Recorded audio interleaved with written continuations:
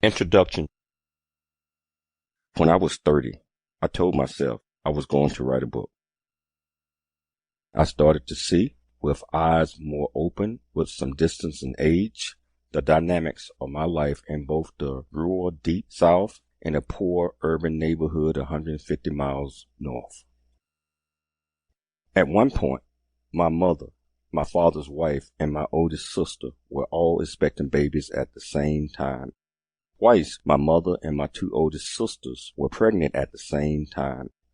Within my larger family circle, circumstances also led to first cousins who were half-sisters. I am still trying to figure out what to call that, besides saying we had family members who were multiple kin.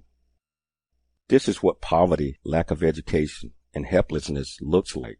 The feeling of being destined to repeat the same patterns of our mamas or our daddies, if we were lucky enough to have one around, our brothers or our sisters or our aunts or our uncles. It was the same story over and over. Just as we would rise before dawn every day on our Alabama farm, we would begin chopping wood and feeding the animals.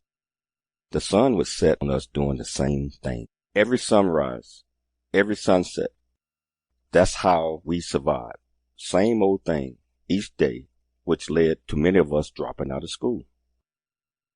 The projects where my mother and siblings lived in the city, we also had a predetermined life.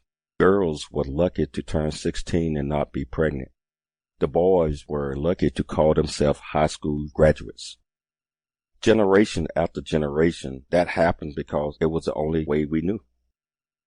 I felt a need to write this down, to explore why this happened and not have lessons or meaning fade over time. In time, may have moved on elsewhere, but in these southern areas, it's still very much stuck in the past. In my 40s, I thought again about writing a book as I was leaving a 23-year career in the United States military that took me around the world and to the highest levels of service.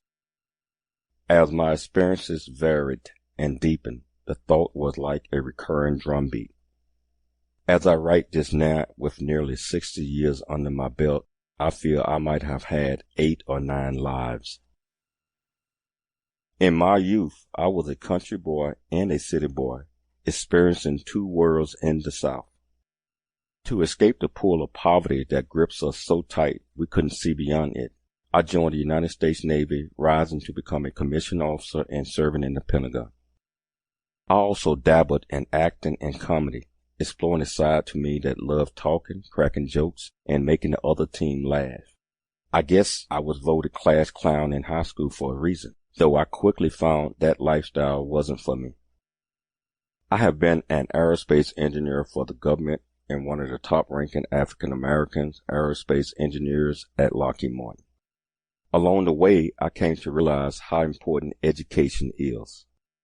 To this day, the idea of learning and growing forms the foundation of my beliefs about how to achieve success.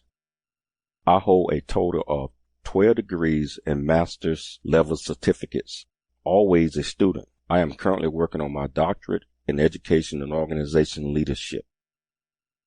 When I look at where I came from, it was a tremendous feat for me to even envision earning these degrees and academic achievements. I was compelled to share my story and some of these wisdoms that I have been able to gain on this path.